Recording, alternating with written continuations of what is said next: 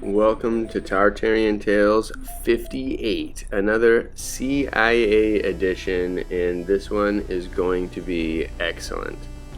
It is going to feature a CIA article entitled National Cultural Development Under Communism, aka Elimination of the Tatars and their beautiful history under communism. And also another article that I found, which was as part of a speech from one of the last Tartar kind of gatherings at this Khanate. It's something incredible, where he mentioned something absolutely amazing at the beginning, which I believe confirms a lot of our suspicions. And so this one was sparked by one of you out there who sent me an email with a couple of screenshots that I'll show here that had a link to one of the CIA. It didn't actually have a link, but it was connected to a document that I had found as well. And actually, when I typed CIA into my browser, it came up immediately with this one. So it was a very nice synchronicity. I believe I had found it at one point and didn't have the time to really go through it. But thank you for sparking this out, my friend who emailed this to me. I keep people confidential just in case they don't want to be heard, but you know who you are. So thank you for sparking it. And I'm going to read that article, which is a little bit longer than the one they kind of shared. I found kind of the full part of it. But then another one, and a giant collection, is from this lady. And I'll put the links below because she had some amazing articles, incredible photos. She dug really deep, and she is actually the one whose article it was, which is I'm going to read right away. And this part was from the National Museum, National Crimean Tatar Museum, established in the Khan's palace. During this solemn event, the Mufti delivered a speech that can be considered a program speech on the tasks of the entire Crimean Tatar national movement. And so in particular, he said, and this is beautiful at the very beginning, "Nation, we are in an ancient building built by our glorious ancestors. They, the ancestors, were stable people. We are among the great monuments built by our ancestors. We decided to honor our deceased ancestors to show them the respect they deserved. To this end, we decided to open a Tatar National Museum. We will work together to collect in the Khan's palace all the samples, exhibits of our national past. Kurultai, opened here, will help gather information about our political activities and samples of national art. Given the political situation in the Crimea during this period, which we are currently experiencing, it was necessary for us to hold a national Kurultai in this historic building." So that's the name of this event. "We are an obstacle to the anarchy that has reigned throughout the country. We protect Crimea and its people to protect Crimea, to establish its laws and order in it. We decided to convene the Kurultai of Crimean Muslims, as it is a well known to the Turks for centuries, a legislative institution to ensure order and justice." That has to be looked into further. "He brought the light of justice not only to the Turks but also to other peoples. The Kurultai not only seeks to establish his power, he dreams of working together with other inhabitants of the Crimea, that is, with non-Tatars. Our people are just. He cares not only about himself. He takes to heart the grief of other nations by accepting, along with his laws and legal norms, the laws and legal norms of others. He thus expresses his respect for them. He wants to realize the principle of just mutual coexistence with other inhabitants of Crimea, Tatars, just as they recognize their own rights as sacred, recognize the rights of others. Tatars today respect other nations, sincerely respect their rights, feel great about them, respect. They want other nations, workers of other nations, to work with them, to be equal to them. Tatars, together with other inhabitants, will spread light and radiance in the Crimea.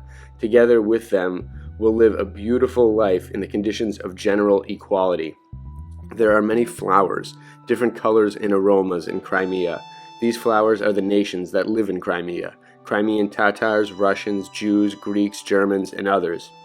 The task of the Kurultai is to unite everyone, and making one wonderful bouquet of them, turn Crimea into a real cultural Switzerland. The National Kurultai will take care not only of Muslims, but also of other nations. It invites them to cooperate and will move at the same pace with them. Our nation is only the initiator in this matter. I would like to point out to those who do not know the fact that throughout our history, we have shown full respect for the rights of all other nations. We will continue to reckon with the rights of others. The Kurultai will realize the ideals of all the peoples of Crimea. The Tatar nation has recognized, recognizes, and will recognize the rights of other nations. So from that, you can tell a lot, and it seems like they were a peace-loving people that wanted all peoples to get along. It seems like they had the right idea, and a lot of the time, the more we hear about these people, it seems like they were so much better than what is left in all the texts. And so many people are out there trying to say that, oh, they were just nomads and stuff like that. Absolutely not. And this part right at the beginning says it. Nation, we are in an ancient building built by our glorious ancestors. They were stable people. We are among the great monuments built by our ancestors. And those are what has been destroyed in the Crimea and all over Russia, all over the place. And you're going to see how in the CIA document, because these are both connected. And it is absolutely, again, just more and more disgraceful the more you learn about this stuff and see just how quickly they can eviscerate a whole peoples. And not only just any peoples, a potential absolute greatest people on earth, it seems like. It seems like they were an absolute nation that the evil of today had to eliminate because they were so good. That's what I can't help but think. And whether it's the Tartars themselves or a whole nother race we don't even know and that it's been lost to time, it's just clear that these people, a beautiful people, were taken down by this evil, sickening force of communism, and it just can't happen any longer. We have to do something about it. We all, as a humanity, must do something about it. And God bless the Tatars that are remaining and the ones that went through all this suffering, because wow, it is ridiculous. So I'm going to read this article here because it just needs to be documented, and it's nice to listen to, and even though it's actually horrific, but we have to get this stuff out there because we have to learn from the past. So here we go, because I think we are doomed to repeat it, especially in this modern time, if we don't stomp out this nasty evil that's invading everything and ruining such a beautiful place. Constantly has the goal of just ruining things, ruining people, doing terrible things to people. It's like they're a whole nother breed of human because they don't mesh with anything that I think personally, and I know a lot of you out there think the same way, and you're good. And this is just pure evil, and it needs to be gone. It's gone on for too long, and we've lost too many great things. It can't happen again. So here we go. National cultural development under communism. It starts off by saying Muslims of Russia, Tatars of the Volga and the Crimea, Kyrgyz and Sarts of Siberia and Turkestan, Turks and Tatars of Transcaucasia, Chechens and mountain peoples of the Caucasus, and all you whose mosques and prayer houses have been destroyed, whose beliefs and customs have been trampled upon by the Tsars and the oppressors of Russia. Henceforth your beliefs and customs, your national and cultural institutions are forever free and inviolate. Organize your national life in complete freedom. This is your right. Sounds nice, doesn't it? But as we know, they say one thing and they do an entire another thing. So I'll chime in from time to time, and I might skip a couple things if they get a little wordy, but I have the link below, so definitely check this out because there's a lot here. So here we go. Thus read in part a proclamation issued on December 7th, 1917 by the Bolsheviks over the signatures of Lenin and Stalin, addressed to all Muslim toilers of Russia in the East, Tartars. The Bolsheviks had realized that if their revolution was to be a complete success, and if they were to be able to consolidate their newly won power, the support of Russia's minority peoples, including the Muslims, was essential. Hence this proclamation. Other pronouncements designed for the same purpose were also issued. For example, a previous declaration also signed by Lenin and Stalin, issued on 15th November 1917, had stated, "The Council of People's Commissars has decided to base its activities with regard to the nationalities of Russia on the following principles. 1. Equality and sovereignty of the nations of Russia. 2. The right of nations to free self-determination, including the right to secede and form independent states. 3. Abolition of all national and national religious privileges and restrictions whatsoever. 4. Freedom of development for the national minorities and ethnographic groups inhabiting the territory of Russia." Keep in mind that we are still fighting Muslims today, supposedly, under the guise of terrorism, and it makes you really question absolutely everything. Who's really in charge of all these Middle East wars, and what's their true purpose? Again, and still sickening.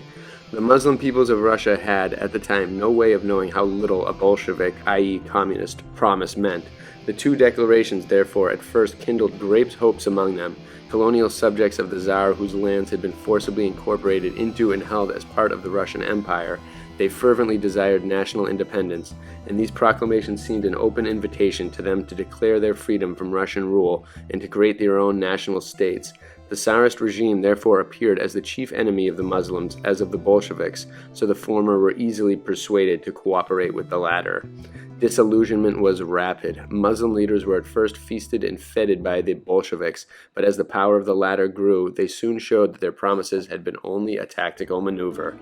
The newly established independent Muslim governments were ruthlessly suppressed by the Red Army, and Russian rule reimposed as the Bolsheviks forgot their promises to recognize the right of self-determination.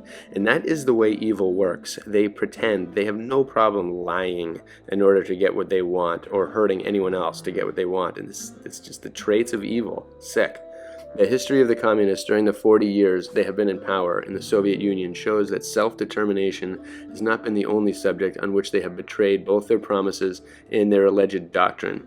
Throughout their years of power, and especially since World War II, in their propaganda to the peoples of Asia and Africa, the communists have boasted of their success in solving the, quote, nationalities problem by building a multinational state in which every nationality is equal and has full opportunity for a free national cultural development. A brief examination of the record, however, shows that the permitted opportunity for national cultural development is severely limited where it exists at all, and is, in any case, without exception, so controlled and warped as to serve not the needs and aspirations of the various peoples, but only the interests of the Communist Party and great Russian chauvinism. Let us, for example, consider the position of Islam in the Muslim regions of Russia, as in Muslim lands everywhere at that time. Islam was the hearthstone around which the life of its devotees revolved, or rather did revolve until the communists violated their promises and made it impossible for Muslims to perform their religious duties. I wonder why. As we have seen, the November 1917 proclamation promised Muslims that they would be free to continue in the practice of their faith. Even some years before the revolution, in an article entitled "To the Rural Poor," Lenin had written, "Everyone must be perfectly free, not only to belong to whatever religion he pleases, but he must be free to disseminate his religion and to change his religion. No official should be entitled to ask anyone about his religion. It is a matter for that person's conscience, and no one has any business to interfere."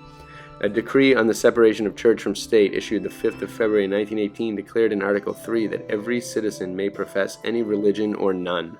In Article 5 that free practice of religious rites is guaranteed, and in Article 9 that citizens may teach and study religion privately. Once the communists had consolidated their power, however, they began to reveal their true nature, to violate their earlier promises, and to take repressive acts. Lands belonging to mosques were confiscated by a decree in 1918. They didn't wait long. Muslim religious brotherhoods were outlawed during the period 1921 to 1922, and a campaign was launched to ridicule Islam and to undermine the influence of the spiritual leaders of the Muslim people. Freedoms to teach religion had been defended by Lenin before the revolution and guaranteed by law immediately after the revolution, but soon Article 122 of a new criminal code made it a crime, carrying punishment of 1 year's correctional labor to teach religion to children and minors, either in public or private. Yikes. In 1929, a direct attack on Islam was begun, which included measures that made active religious life virtually impossible. Islamic leadership was eliminated by the arrest and deportation, if not liquidation, of almost all persons enjoying any religious status. Nearly all village and most city mosques were closed. Religious literature was suppressed through the changing of alphabets, the confiscation of existing religious texts, including the Quran, and the suppression of all publications of a religious nature, and anyone in a responsible position was dismissed if known to be a pious and practicing Muslim. Muslims were to be free to practice their beliefs and customs. That was the Bolshevik promise. But is not Islam part of those beliefs? Is it not the most vital and most deeply cherished part of Muslim life? Yet the communists, in spite of their commitment, have suppressed Islam ruthlessly. Take the matter of mosques, for example. When the communists came to power in 1917, there were 7,000 mosques in European Russia alone, in addition to the unnumbered thousands in Muslim Central Asia, the Caucasus, and Transcaucasia. Unnumbered thousands. And the Crimea. But in 1942, the communists themselves admitted that there were then only 1,312 mosques in the whole of the Soviet Union. The others had been confiscated and converted into warehouse or stores, or otherwise desecrated or allowed to fall into ruins. Yet in the November 1917 proclamation, the Bolsheviks had condemned the Tsars for destroying mosques and prayer houses and called for Muslim support so that such actions could be brought to an end. The weasels. Although a few mosques have been built in the post-war period and a few others repaired, the situation is little better than it was in 1942. In Tashkent, for example, where once 300 mosques graced the city before the communists came to power, there are today only 20. Samarkand, which formerly had over 100, today has only 17, of which only one is permitted to be used. Bokhara, which once boasted of 360, has also only one today. Alma-Ata, a Muslim town for centuries in the capital of the Muslim Republic of Kazakhstan, has not a single mosque, nor are any to be found in such large Muslim centers as Krasnovodsk, Ashkabad, or Stalinabad. And those are places that you hear in the Tartarian tales all the time as being absolutely beautiful and stunning. And they got rid of all of this in the last 100 years. Terrible. The same story holds true for the madrasas, or religious schools. Before the communist regime, there were at least 8,000. The 103 madrasas, which were once the pride of Bokhara's Muslims and which used to train 16,000 mullahs annually, are no more. Today there is only one, the only one, in fact, in the entire Soviet Union, which has a mere 105 students who follow a 9-year course. Such is the manner in which the communists honor their promise to respect Muslim beliefs and customs, Muslim national and cultural institutions. The same fate that befell the mosques and madrasas had also been the fate of the Sharia, the holy law of Islam. This too the communists promised to respect, but we know what a communist promise means. Speaking to the Dagestani people at Temir Khan's Shura, now Busansk, on 13th of November 1920, Stalin declared, "We are informed that the Sharia has great importance for the peoples of Dagestan. We are also informed that the enemies of Soviet power are spreading rumors that the Soviet regime would ban the Sharia. I am authorized to declare here on behalf of the government of the RSFSR that these rumors are lies. The government of Russia leaves to every people the full right to administer itself on the basis of its own laws and customs. The Soviet government considers the Sharia as customary law of the same standing as that in force among the other peoples living in Russia. If it is the desire of the people of Dagestan, their laws and customs shall be preserved." And I really wonder what the Sharia law differences have been and what they changed over this time. I wonder if the ancient Sharia law is anything at all what the news and freaks and liars everywhere tell us that Sharia is today. And I'm not condoning anything. I don't know. I claim to not know if there's a difference. Maybe they're both the same, but maybe they're totally different. And maybe they perversed that law at one point in this recent time when they had the power to do so. And I don't know. I always believe that the ancient was better, and so I wouldn't be surprised here. But here we go. This is a fine, assuring statement, for could there be a clearer and more binding commitment on the part of the communists to respect the Sharia? Unfortunately, it did not mean anything, for it was only another example of the fact that the commies constantly say one thing and then do another. The truth is that Stalin knew he was speaking a lie. They always do. Knew that the communists had no intention of respecting the Sharia, for only a month earlier, in an article published in the 10th of October 1920 issue of Pravda, which of course the Dagestanis had not seen nor had any way of knowing about, he had declared, if, for instance, the Dagestani masses, who are profoundly imbued with religious prejudices, follow the communists on the basis of the Sharia, it is obvious that the direct methods of combating religious prejudices in this country must be replaced by indirect and more cautious methods. Very interesting how they just can lie, right? They're just like politicians of today. Nothing different. They will lie anywhere to do what the people paying them and their masters, their puppet masters, tell them at any point in time. It's just sick. They're all cut from the same jib. You can tell that they are part of the same breed of freak. In other words, political expediency required the communists to make promises now and break them later.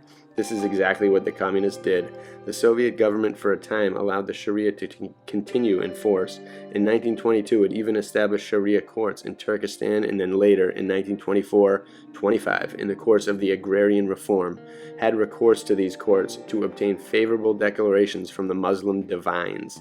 But once they had served their purpose, all Sharia courts were abolished, especially after the initiation of the vigorous anti-Islam campaign in 1929.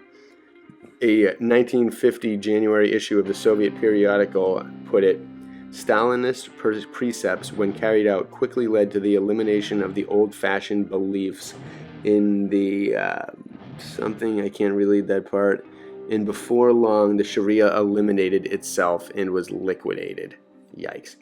Stalin in 1920 had praised the Sharia as Muslim customary law, but the Soviet Political Dictionary in 1940 describes it as a means for keeping the workers in economic and political subordination by the rich. It legalizes domination, exploitation, and slavery of the workers, the enslavement of women, and states flatly that in the USSR now, the Sharia is eradicated. Stalin in 1920 praised the Sharia as Muslim customary law, but Kizil, Uzbekistan on the 29th of May 1949 described it as a collection of laws which are among the most ignoble and unjust in the world. My, how things change. Such is the manner in which communists honor their promises, the way in which they respect Muslim beliefs and customs, Muslim national and cultural institutions. The communists have not been content to close mosques and madrasas, suppress the Sharia, and liquidate Muslim religious leaders. They even insult the Islamic faith itself and its holy prophet, God bless and keep him. One communist writer, in setting forth the official party line, described Islam as a primitive and fanatical religion, which is a chaotic mixture of Christian, Jewish, and pagan doctrines. My God. And Bagarov, the apostate first secretary of the Azerbaijan Communist Party, in a speech printed on the 14th of July 1950, called the Prophet Muhammad a representative of the feudal mercantile aristocracy of Mecca, who utilized Islam for the unification of the Arab tribes and for the maintenance of their own power.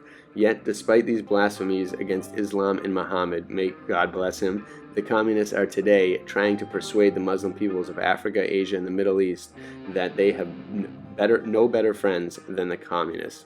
Wow. What sick tactics.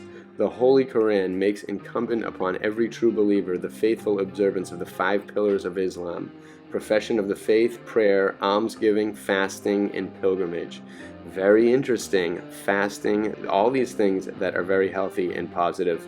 These all formed an integral part of the beliefs and customs of the Muslim peoples of Russia, which the communists promised to respect. But today the pillars are prescribed in the Soviet Union. Only the profession of the faith can be made without hindrance.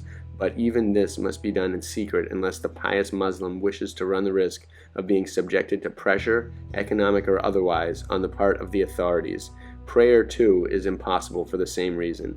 In any case, the Muslim worker is not permitted to leave his work to recite his prayers at the appointed times, and the communal Friday prayer is precluded by the absence of mosques and by the fact that the Kremlin has decreed that Muslims must observe Sunday rather than the traditional Muslim Friday as the weekly day of rest. The younger generation, having been deprived of religious instruction, is further handicapped by its ignorance of the prayers. So that's nuts. The 5 pillars of Islam: profession of the faith, prayer, almsgiving, fasting, and pilgrimage.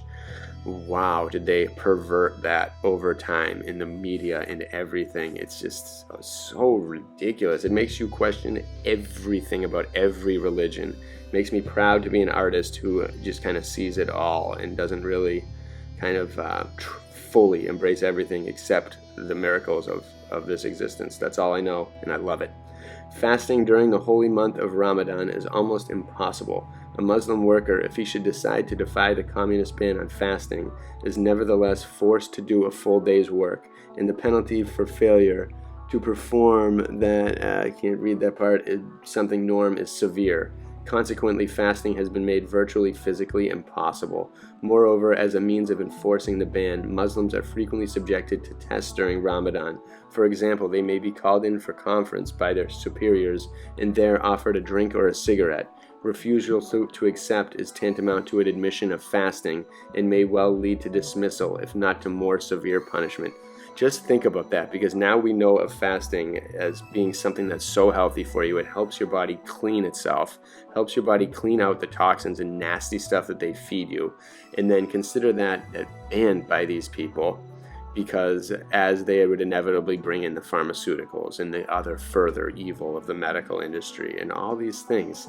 And this ancient way incorporates all these perfectly positive things, and they twisted it so disgustingly over time, and they continue to do so today. It really makes you question what happened in the past to create this type of tension, and where did this evil come from? Ugh.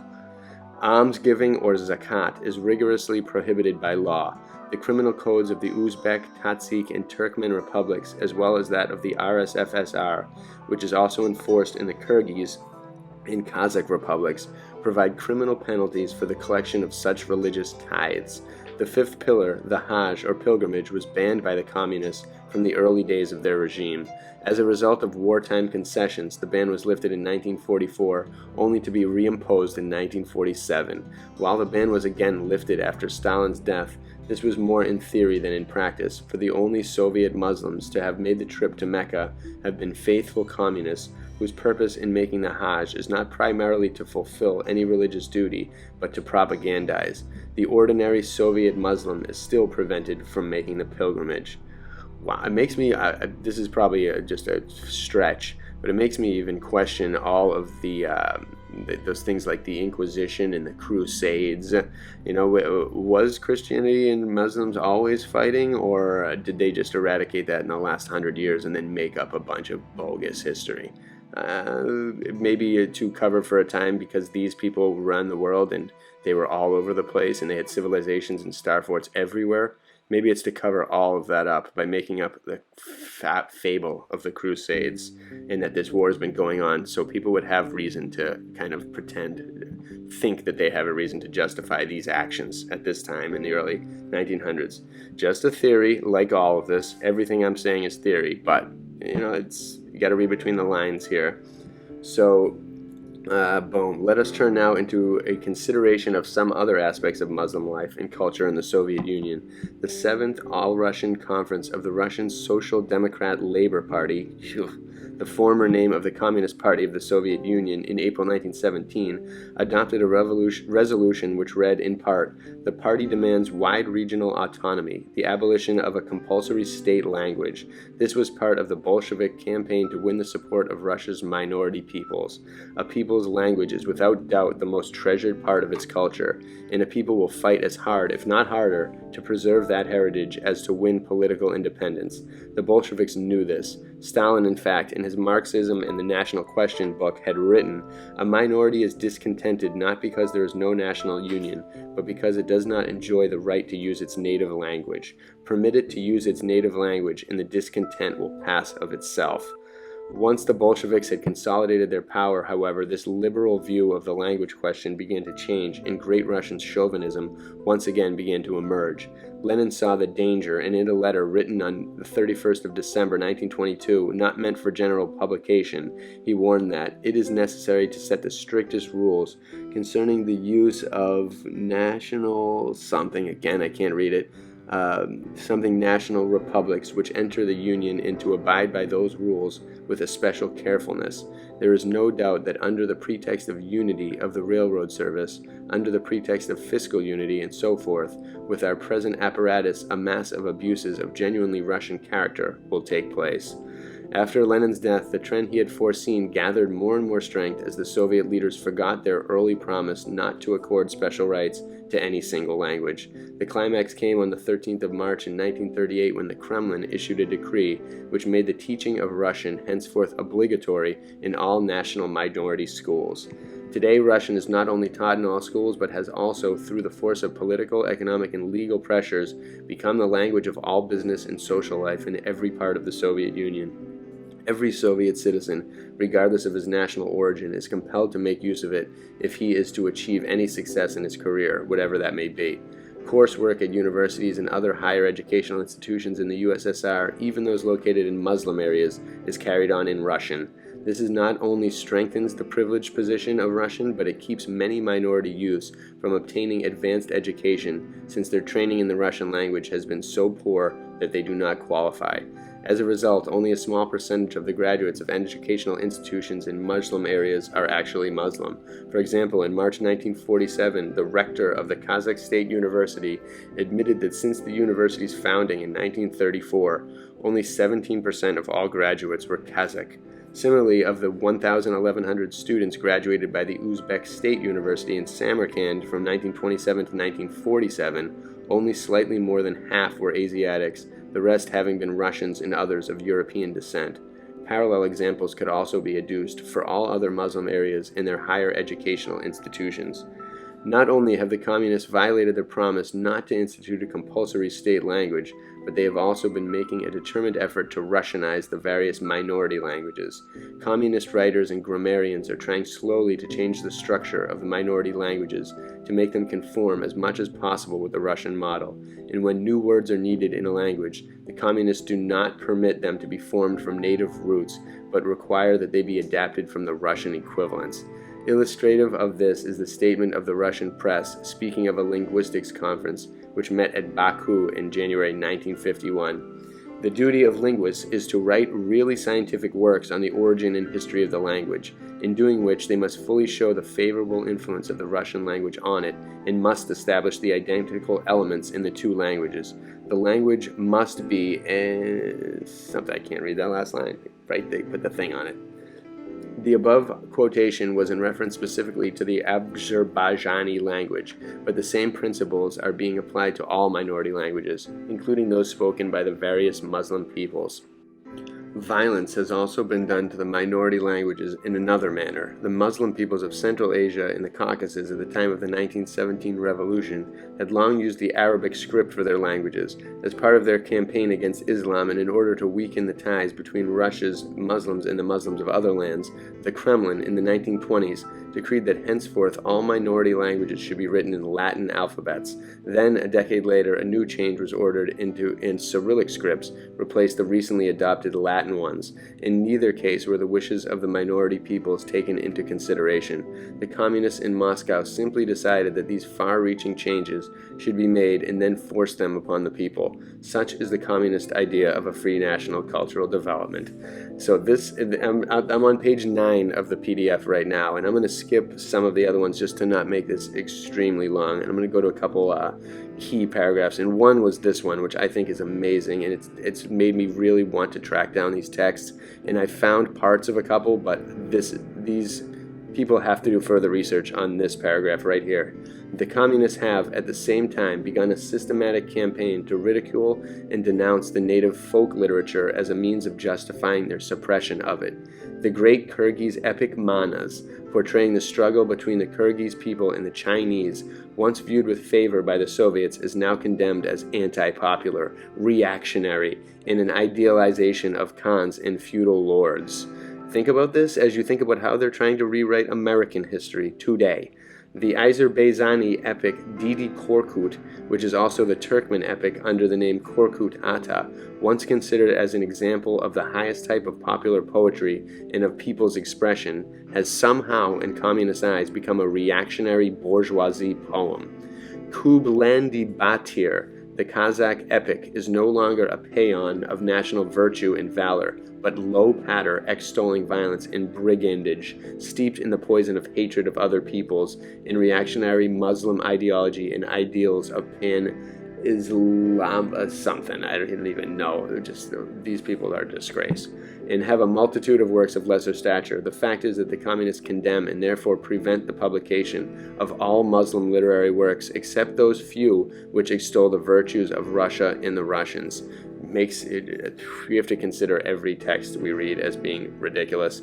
Or let us take the matter of history, which along with religion, language, and literature constitute the core of a people's cultural heritage. Here again the communists have interfered in a shameless manner. For example, on August 9, 1944, the Central Committee of the Communist Party sitting in Moscow, issued a directive ordering the party's Tartar Provincial Committee to quote-unquote proceed to a scientific revision of the history of Tartaria, to liquidate serious shortcomings and mistakes of a nationalistic character committed by individual writers and historians in dealing with the Tartar history.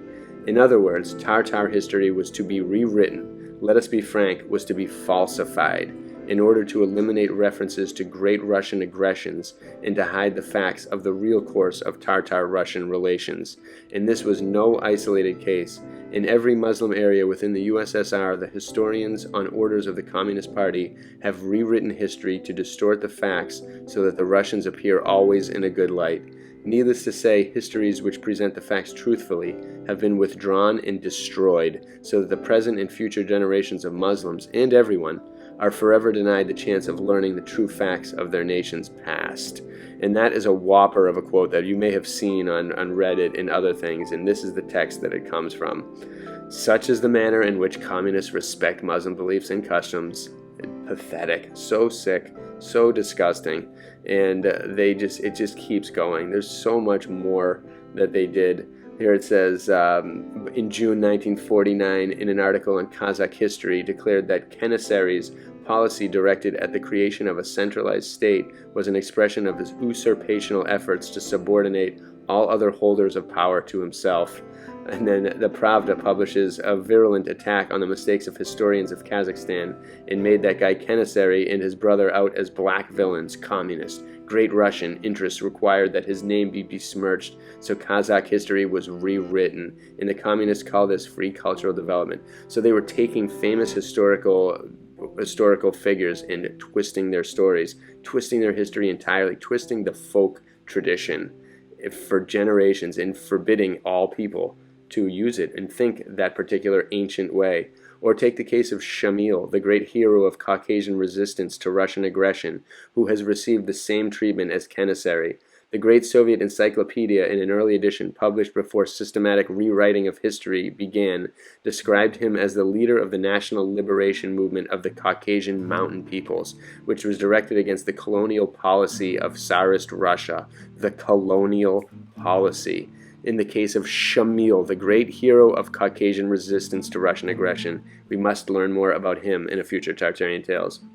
It says, his denigration began in 1947 at a conference of the Historical Institute of the USSR Academy of Sciences when one speaker denounced Shamil's movement as not having been one for national liberation, but a struggle for freedom for wolves, for freedom for backwardness, oppression, darkness, Asiaticism.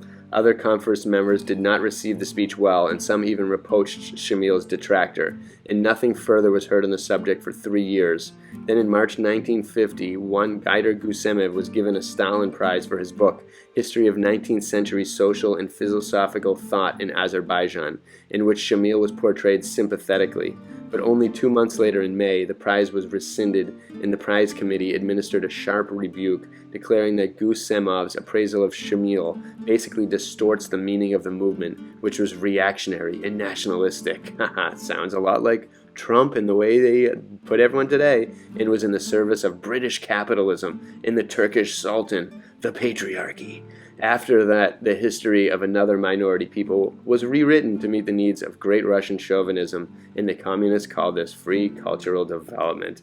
Perhaps the best example of the communist contempt for the rights of the minority peoples of the Soviet Union, of the emptiness of their boast of free cultural development, is the wartime liquidation of several entire Muslim peoples: Crimean Tatars, Chechens, Ingush, Balkars, Karachay, as well as the Buddhist Kalmyk people, and then inevitably Tibet, and much more. It is hard to conceive of a clearer violation of the promise to permit free cultural development, for how can there be a cultural development if a people is liquidated or dispersed in small units amidst other peoples?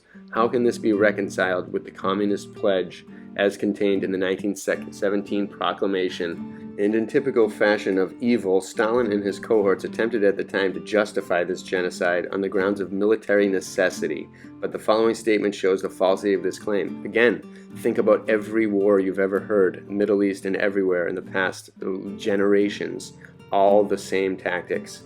All the more monstrous are the acts whose initiator was Stalin, and which are rude violations of the basic Leninist principles of the nationality policy of the Soviet state. We refer to the mass deportations from their native places of whole nations. This deportation action was not dictated by any military necessity. Thus, already at the end of 1943, a decision was taken and executed concerning the deportation of all the Karachi from the lands on which they lived. In the same period, at the end of December 1943, the same lot befell the whole population of the autonomous Kalmyk Republic. In March 1944, all the Chechen and Ingush peoples were deported, and the Chechen-Ingush Autonomous Republic was liquidated. In 1944, in April, all Balkars were deported to faraway places. The Ukrainians avoided meeting this fate only because there were too many of them, and there was no place which to deport them. This statement makes clear the callous violation of national minority rights by the Kremlin, and it's not merely a propaganda statement written by some Western anti-communist, but it came from the mouth of Nikita Khrushchev, present head of the Communist Party, during his speech in 1956. He claimed that it was all due to Stalin, but the fact remains that if the Kremlin masters had the power to violate minority rights once in so brutal a fashion, they can do so again whenever they might so choose. Wow. So it goes on to have a lot more quotes from Stalin and Lenin. I mean, all this nasty stuff. The life of the Kremlin has interfered forcibly in the life of the various minority nations in every conceivable matter. The latter's schools and other institutions, for example, mosques and madrasas, have been destroyed, language repressed, or at least changed and corrupted, rights have been curtailed, and the right to rule themselves according to their own desires has been completely infringed. These statements are especially true of the Muslim peoples of the Soviet Union. Once they were subject colonial peoples of Tsarist Russia. Today they are subject to colonial peoples of Soviet Russia. The only difference is that under Tsarist rule they enjoyed cultural autonomy, whereas today, despite the communist boast of free cultural development permitted every nation within the borders of the USSR, they are deprived of their own culture and are more and more being forced to adopt a culture shaped by the needs of great Russian chauvinism, i.e., are being Russianized. The other Muslim peoples of the world would do well to reflect on the fate of their unfortunate co-religionists before they accept the communist propaganda now being directed at them, for there can be little doubt but that if ever the communists were to gain control of their lands, they would suffer the same fate. And that is a warning to us all. We have to learn from this history. It's like we are diving into an area and a realm of the past on Earth that needs to be exposed, because if it isn't, the education system will just steer us all into a ditch. That is their plan. This is the same force that did these things to so many amazing peoples, can do it again. They don't like people with a nationalistic flavor, whatever they are. This force constantly seeks to wipe that out, to make people not proud of their country, to guide people astray, to take them away from God, to make them believe in false things, to make everything. It's all so relevant when you see the people around us that are still constantly bombarded by propaganda, so much to the point that they still can't fathom that maybe they didn't land on the moon in the 70s in an aluminum foil rocket, because how could they not do it in 50 years? So much common sense eviscerated from the public. And the more you lose of your history, the less you have no idea where you came from, the easier you will believe anything you are told. And the modern state and world is a prime example of that. Thankfully, there are so many of us that see through this baloney and see and don't trust these things. We get our gut instinct, our DNA, and higher powers tell us to steer away from this evil, to defend against it, to tell others against it, to expose it, to do everything we can. And thankfully, other forces as well are hopefully working to free this. It appears as if a great awakening is happening. World leaders around the world are dismantling the deep state evil in a way that is almost unfathomable and so interconnected and fierce. And I hope it's happening. There's a chance it may not be happening and we're all headed towards disaster, but I love to believe that we are headed towards something great, and all of this history is coming back for an inevitable realization that we are all about to come to, that will be so beautiful and so fantastic that it will set us and all future generations on the path that we have been missing, the path that we were on a long time ago, the path that we need to return to before it's too late. and let's get on it now. Learn more and more. Learn as much as you can. Tell people, let's end evil. Good will win. I know it. Bless you all.